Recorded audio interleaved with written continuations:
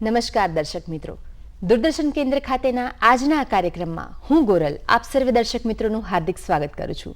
દર્શક મિત્રો, આજે આપણે જેમને મળવા જઈ રહ્યા છીએ એમના વિશે જો વાત કરું તો એમની સર્જક આભા એવડી છે કે એમના વિશે વાત કરતાં કરતાં કદાચ વિશેષણો પણ ખૂટી પડે. જેઓ કવિયત્રી છે, બાળ સાહિત્યની રચના કરે છે, ગૂઢ સાહિત્ય પણ રચે છે. તો આવો મળીએ કાલિંદીબેન પરીખને. મેડમ, આપનું દૂરદર્શન કેન્દ્રમાં હાર્દિક સ્વાગત છે. નમસ્કાર મેડમ, સૌપ્રથમ દર્શક મિત્રોને એ જણાવો કે આપનું બાળપણ ક્યાં અને કેવી રીતે વીત્યું? નમસ્કાર દર્શક મિત્રો, મારું બાળપણ અમરેલીમાં વીત્યું. આમ તો મારી આખી અત્યાર સુધીનું જીવન જ અમરેલીમાં જ પસાર થઈ રહ્યું છે. મારું બાળપણ એકંદરે ઘણું સમૃદ્ધ રહ્યું, કારણ કે મારા માતા પિતાએ અમને એ રીતે ઉછેર કર્યો છે. એ લોકો અમને બાળ વાર્તાઓ કહેતા, બાળ ગીતો કહેતા, બાળ શિબિરોમાં લઈ જતા, અમારે બાજુમાં બાળ પુસ્તકાલય હતું એનું પણ લાભ લેતા, સાથે સાથે બાલ ભવનમાં પણ અમે જતા, નાટકો જોતા, અમને જાદુના શોમાં લઈ જતા, પછી સર્કસ આવ્યું હોય તો ત્યાં અમે જતા, બગીચામાં જતા, એમ અમે ઘણી બધી જગ્યાએ જતા. અને વળી રાત્રે અમે ઘરમાં સાથે બેસીને ગપગોષ્ઠી કરતા હોય, રમતા હોય, એટલે એક હસતું કિલ્લોલતું અમારું બાળપણ સાથે બધા ભાંડરડાઓનું વીત્યું છે. મારી માતા તો અમને ભવાઈ વેશ વિશે પણ વાત કરતા, દેશભક્તિના પણ ગીતો ગાતા, બાળગીતો પણ ગાતા, અને અમે એમ ખૂબ આનંદ કર્યો છે. મેડમ, હવે આપ એ જણાવશો કે આપનો અભ્યાસ અમરેલીમાં જ આપે સંપૂર્ણ કર્યો છે કે આપ અન્ય જગ્યાએથી પણ અભ્યાસમાં કર્યો છે, અને આપ ગુજરાતી વિષયમાં આટલો રસ રુચિ લેતા ક્યારથી થયા? અચ્છા, હવે અભ્યાસની વાત કરું તો અમરેલીમાં BSc સુધી કર્યું મેં. ત્યાર પછી MA મેં SNDT ભાવનગરમાંથી એક્સટર્નલ કર્યું, અને સરદાર વલ્લભભાઈ યુનિવર્સિટીમાંથી મેં PhD કર્યું. હવે એમાં એક રસપ્રદ વાત એ છે કે BSc વિથ કેમિસ્ટ્રી કર્યું, અને મેં MA સંસ્કૃતમાં કર્યું, અને PhD સંસ્કૃત રૂપકો અને ગ્રીક ટ્રેજેડીમાં કર્યું. તો મેમ, આપની પ્રથમ કૃતિ આપે લખવાની શરૂઆત ક્યારથી કરી? આપને એવું ક્યારથી લાગવા માંડ્યું કે ના, હું પણ કોઈ પણ બાળ વાર્તા કે નાની રચના હું કરી શકું છું? ને આપે પહેલો પ્રયાસ ક્યારે કર્યો? મારું પહેલું પુસ્તક હું જ્યારે SY BScમાં હતી ત્યારે મેં વિષ્ણુ સહસ્ત્રનામ શાંકર ભાષ્યનો અનુવાદ કર્યો હતો. હવે એ જણાવશો કે મીન પિયાસી કરીને આપની જે રચના છે એના પરથી એક શોર્ટ ફિલ્મ પણ બની છે, તો એના વિશે દર્શક મિત્રોને પણ જાણીને ખરેખર આનંદ થશે. તો એ મીન પિયાસી પરથી શોર્ટ ફિલ્મની રચના થઈ એના વિશે વિસ્તૃતપૂર્વક વાત કરશો? હા, એ મીન પિયાસી વાર્તા એવી છે કે એમાં જે નાયિકા છે અનિતા કરીને, એ ખૂબ સંવેદનશીલ છે, સ્વપ્નિલ પણ છે, અને એને કલા, સંગીત, સાહિત્ય એમાં વિશેષ રસ છે. જ્યારે એનો પતિ છે એને બિઝનેસ અને પૈસા સિવાય બીજી કોઈ વસ્તુમાં રસ નથી. એ જન્મદિવસની ઉજવણી કરવા લઈ જાય છે એની પત્નીને, તો ત્યાં પણ જાણે એની સંપત્તિનું પ્રદર્શન કરતો હોય એવી જ રીતનું વર્તન કરે છે. અને છતે પતિએ એ પતિના પ્રેમ, દાંપત્ય સુખથી વિહોણી રહે છે. એટલે આ પ્રકારની એક વાર્તા છે. હવે બન્યું એવું કે અહીંના જે રાજકોટના અજીજ ઇબ્રાહીમ છે, બહુ સારા દિગ્દર્શક છે, એમણે ઘણા સારી ફિલ્મો, નાટકો પણ કર્યા છે. તો એમને આ વાર્તા પસંદ આવી, અને એમણે પછી એક્વેરિયમ તરીકે એની શોર્ટ ફિલ્મ બનાવી. સંવાદ લખવાનું મને કહ્યું, મેં સંવાદ લખ્યા, એમણે પટકથા લખી, અને એમણે બહુ સિમ્બોલાઇઝ, પ્રતિકાત્મક રીતે આ આખી શોર્ટ ફિલ્મ તૈયાર કરી છે. એનો બહોળો પ્રતિસાદ મળ્યો. વિદેશોમાં પણ એમના પેલું થયું છે, સ્ક્રીનિંગ થયું છે વિદેશમાં પણ. તો એક મોટી ઉપલબ્ધિ ગણી શકાય મેડમ કે એક નાની શોર્ટ ફિલ્મને આટલો પ્રતિસાદ મળ્યો અને લોકોએ આટલી બિરદાવી, અને વિદેશમાં પણ એનું સ્ક્રીનિંગ થયું છે. તો મેડમ, એના માટે આપને ખૂબ ખૂબ અભિનંદન. મેડમ, હવે એ જણાવશો અમને કે આપ બાળ સાહિત્યની રચના કરો છો, આપ ગૂઢ સાહિત્ય પણ લખો છો, તો આટલા બધા વિશાળ અલગ અલગ ક્ષેત્રોમાં રચના કરવા માટે આપ ગઝલ સંગ્રહ પણ આપનો છે, તો ખાસ કરીને અમને એક ગઝલ રચના સંભળાવશો, અને આ બધા જ અલગ અલગ વિષયોમાં આપનો રસ કેવી રીતે આવ્યો? જરૂર. દર્શક મિત્રો, એક ગઝલ રજૂ કરું છું. શીર્ષક છે જાહો જલાલી. મળ્યો હાથ તારો તો લાગી છે તાલી, મળ્યો હાથ તારો તો લાગી છે તાલી, વિના રાસ નાચું હું કરતાલ ઝાલી, હરિત કુંજ બાજુ નિહાળે છે ગોપી, હરિત કુંજ બાજુ નિહાળે છે ગોપી, અને રંગ લીલો બની જાય લાલી, દિવાલે દિવાલે લગાવ્યા છે ચિત્રો, દિવાલે દિવાલે લગાવ્યા છે ચિત્રો, છતાં ઘર હજુ કેમ લાગે છે ખાલી. ટળી ગઈ જન્મવા કે મરવાની ઝંઝટ, ટળી ગઈ જન્મવા કે મરવાની ઝંઝટ, સમય ક્યારીએ શું અમરવેલ ફાલી.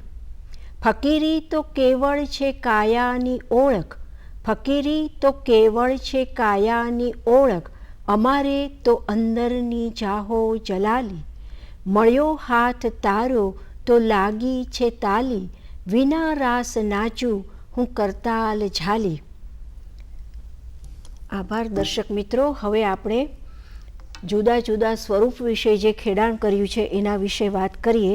તો મને વિશેષ રસ તો નવલકથામાં, મારી 4 નવલકથાઓ પ્રકાશિત થઈ છે અને એક પ્રકાશ્ય છે અને એક લખેલી હજી તૈયાર છે. તો સૌ પ્રથમ યજ્ઞશેષ નવલકથા લખી, ત્યાર પછી અંતરદા, એના પછી ગીરમંગલ અને ચોથી અપરિચિતા લખી અને એ લગભગને પુરસ્કાર પણ પ્રાપ્ત થયા છે. યજ્ઞશેષ નવલકથાને ઈશ્વર પેટલીકર પ્રથમ પારિતોષિક પ્રાપ્ત થયું. ત્યાર પછી જે ગીરમંગલ નવલકથા છે એ અખંડાનંદમાં આવતી હતી અને એના રઘુ વગેરે જે પાત્રો છે એ જોઈને મારે એવા પત્રો આવતા એ વાંચીને વાચકો મને લખતા કે ખરેખર આવું કોઈ પાત્ર છે એવું લાગતું હતું બધાને. અને ગીરમંગલનું એટલે ગીરનો આખો પરિવેશ લીધો, ત્યાંના રીત રિવાજો, એ બધી વાત કરી છે. રઘુવીરભાઈ ચૌધરીને પણ એ નવલકથા ખૂબ ગમેલી અને એમણે રંગદ્વારમાં પ્રકાશિત કરેલી. ત્યાર પછી અપરિચિતા નવલકથા છે એ ગુર્જર પ્રકાશન દ્વારા પ્રકાશિત થઈ છે અને એને 3 પુરસ્કારો પ્રાપ્ત થયા છે. ગુજરાતી સાહિત્ય પરિષદનું પ્રાપ્ત થયું છે, એની સરૈયા પારિતોષિક, અને નાનાલાલ હજેબલિયા જે આ વિદ્યાગુરુ ફાઉન્ડેશન પ્રતિવર્ષ મોરારી બાપુ દ્વારા પુરસ્કૃત થાય છે એ પણ એવોર્ડ મળ્યો છે. અને ત્યાર પછી હવે જે પ્રકાશિત થઈ રહી છે એ કોરોનાને લક્ષીને મેં લયભંગ નામની નવલકથા લખી હતી, એ રિસેન્ટલી જ પ્રકાશિત થશે.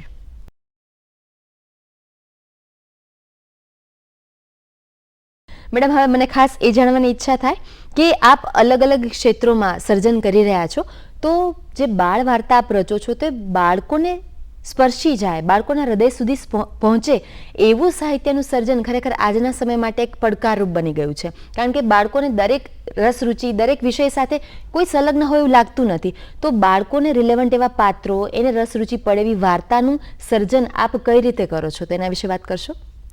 હા, એટલે હું પેલા બાળ માનસમાં પ્રવેશું છું. જેમ કહેવાય છે કે કોઈ પણ સાહિત્ય સ્વરૂપ માટે પરકાયા પ્રવેશ કરવો પડે.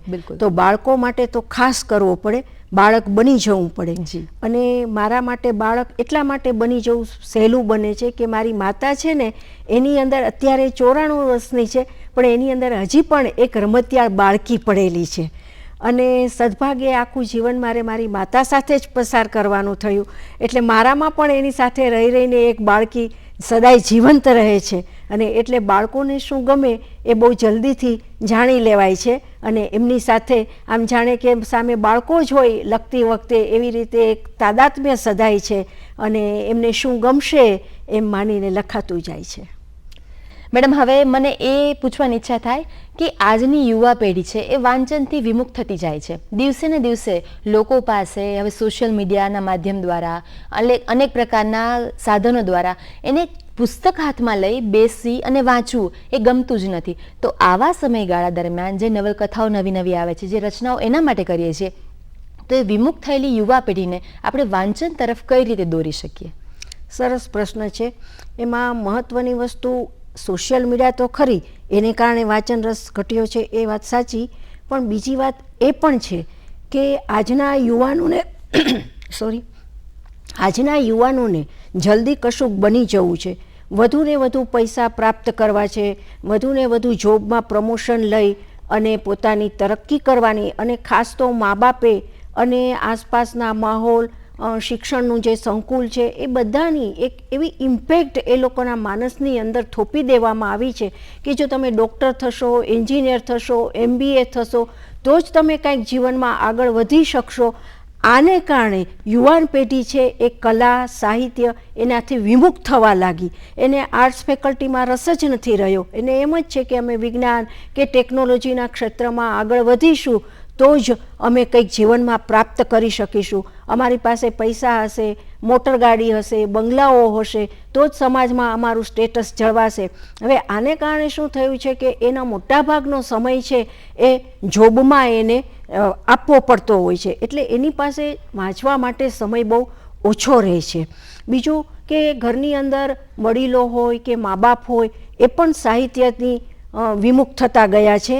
એ લોકોને પણ હવે સાહિત્યમાં બહુ ઓછા કુટુંબો એવા છે કે જે સાહિત્યને અગ્રિમતા આપતું હોય, કલાને અગ્રિમતા આપતું હોય. કેટલાકને તો આ સાહિત્યને એ બધું સાવ ફાલતું જ લાગતું હોય છે. હવે જો ઘરની અંદર જ આવું વાતાવરણ હોય તો એમના સંતાનોને કઈ રીતે એ બધું સાહિત્ય પ્રત્યે અભિરુચિ કહેવાય.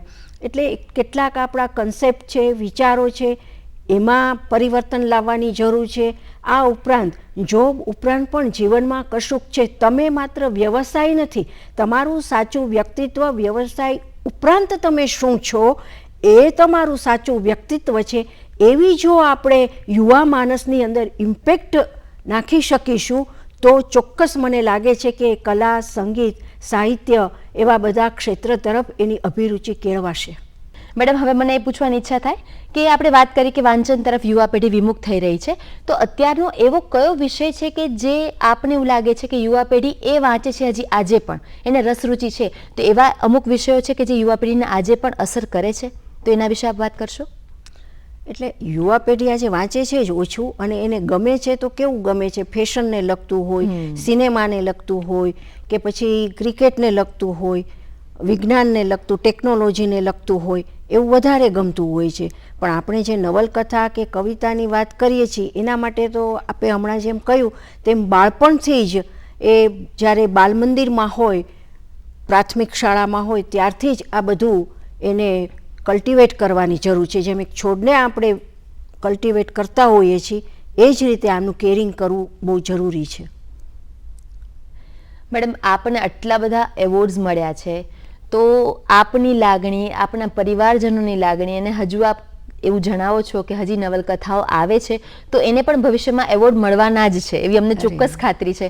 તો આપની અત્યારની લાગણી શું છે આટલા મળેલા એવોર્ડ બદલ, એના વિશે વાત કરશો? એવોર્ડથી જરૂર આનંદ થાય, ઉત્સાહ પણ વધે. વાત નીકળી છે તો કહું કે નવલકથા ઉપરાંત પણ મેં પ્રવાસ સાહિત્ય લખ્યું છે, બાળ સાહિત્ય લખ્યું છે, વિવેચન લખ્યું છે, અનુવાદો, સંપાદનો, એમ લગભગ સાહિત્યના તમામ સ્વરૂપોમાં કામ કર્યું છે. અને આ જે અલગ અલગ સ્વરૂપોમાં કામ કરું છું એને લીધે જે ઉર્જા અને આનંદ આવે છે એ એવોર્ડ કરતાં પણ મારા માટે બહુ આનંદની વાત છે. એને હું વધારે મહત્ત્વ આપું છું. છતાંય આપે પૂછ્યું તો કહું કે જેમ ગુજરાતી સાહિત્યમાં એવોર્ડ્સ મળ્યા છે એમ સંસ્કૃત સાહિત્યમાં પણ મળ્યા છે. સંસ્કૃત સાહિત્યમાં વેદો અને પર્યાવરણ નામનું બહુ જ જાણીતું પુસ્તક છે. એની હવે બીજી આવૃત્તિ કરવાની જરૂર છે એવું પણ લોકો કહી રહ્યા છે, એટલું બધું એ પોપ્યુલર બન્યું છે. અને એને સંસ્કૃત સાહિત્ય અકાદમીનું પ્રથમ પારિતોષિક પ્રાપ્ત થયું છે. એ જ રીતે બીજું પુસ્તક છે સંસ્કૃત રૂપકો અને ગ્રીક ટ્રેજેડી, એને પણ સંસ્કૃત સાહિત્યનું પ્રથમ પારિતોષિક મળ્યું છે. આ રીતે બાળ સાહિત્યમાં લાંબી કિશોર કથાઓ જે ઓછી લખાય છે તો ભાગ્ય વિધાતા કરીને એને પણ પ્રથમ પારિતોષિક બાળ સાહિત્ય અકાદમી ગાંધીનગર અને બાળ સાહિત્ય અકાદમી એમ અમદાવાદ એના 2 પુરસ્કારો પ્રાપ્ત થયા છે. તે જ રીતે બાલ સુલભ વાર્તાને પણ મળ્યું છે. દલિત સાહિત્ય અકાદમી દ્વારા પ્રકાશિત ચોર રસ્તાઓ જે મરાઠી નાટક એનો અનુવાદ કરેલો એને પણ પુરસ્કાર પ્રાપ્ત થયા છે. આમ ઘણા પુરસ્કારો ઈશ્વરની કૃપાથી પ્રાપ્ત થયા છે, ખાસ તો માતા પિતાના આશીર્વાદથી. બસ એ જ મેડમ કે આપની આટલી બધી મોટી યાત્રા સાહિત્ય ક્ષેત્રની, એમાં આપણા કુટુંબનો સપોર્ટ કેવો રહ્યો એ જ મારો હવેનો પ્રશ્ન હતો. ત્યાં જ આપે કહ્યું કે માતા પિતાના આશીર્વાદ, તો ચોક્કસ માતા પિતાના આશીર્વાદ તો હંમેશા સદાય સાથે જ હોય, છતાં પણ આપના કુટુંબમાં સંઘર્ષ અથવા તો એવો પરિશ્રમ કે આપ સતત ને સતત પોતાની યાત્રામાં આગળ વધતા રહો અને લોકો હંમેશા સપોર્ટ સિસ્ટમ બનીને તમારી પાછળ હોય, તો એ અનુભવ વિશે વાત કરશો? હા, એટલે સંઘર્ષ તો જરૂર આવે. પાછી હું તો જોબ પણ કરતી હતી અને અમારે પાછું મારા માતાને હોય અમે કામવાળી રાખી છે, પણ પહેલાં તો અમે એ પણ ન રાખતા, કારણ કે શ્રમ સાદાઈ કરકસર એમાં માનતા અમે લોકો. એટલે હું એવું માનું છું કે આપણે જાતે કામ કરીએ છીએ તો આપણામાં એટલી ઉર્જા જનરેટ થાય છે કે આપણી એ સર્જનાત્મક પ્રવૃત્તિઓને પણ અસર કરે છે. બિલકુલ. એટલે મને તો કામની સાથે સાથે આવી રીતે સર્જનાત્મક પ્રવૃત્તિઓ તરફ પણ અભિગમ કહેવાતો રહ્યો. ઘરમાં અમારે એક બહુ મોટું પુસ્તકાલય, એટલે કંઈ પણ વાંચવું હોય કે કંઈ પણ જરૂરી સામગ્રી જોતી હોય તો લગભગ ઘરમાંથી મળી રહે, અથવા તો ન હોય તો પિતાશ્રી મેળવી આપે. અને સદભાગ્યે મારે જે વિશે લખવું હોય એ પુસ્તક મને ગમે ત્યાંથી મળી ગયું હોય. આમ જાણે કે એ પુસ્તકને મારી સાથે ટેલિપથી થતી હોય એવો અનુભવ થાય. સાથે મારા જીવનમાં મારા પિતાનો જેટલો ફાળો છે એટલો જ મારી માતાનો પણ ફાળો છે. એને મને હંમેશા સમય આપ્યો છે, હંમેશા એ ઇન્સ્પાયર કરતી રહી છે કે તું લખ એ તો ખરું જ, પણ સાથે એમ પણ કે તું સારા કાર્યો પણ કર. માત્ર લખીને બેસી નહીં રહેવાનું, સામાજિક પ્રતિબદ્ધતા પણ આપણી ખરી, એ મારી માતા બહુ સારી રીતે મને પ્રેરણા આપતી રહી. અને એમ મેં મહિલા વિકાસ ગૃહમાં મંત્રી તરીકે કાર્ય કર્યું, એમ મારી પાસે મહિલાઓના પ્રશ્નો આવ્યા અને એ મહિલા લક્ષી પણ એક મેં કોલમ ચલાવેલી. ત્યાર પછી અખંડ આનંદમાં અત્યારે એક મારી કોલમ ચાલી રહી છે, અને નારી સંતો ઉપર પણ મેં કામ કર્યું.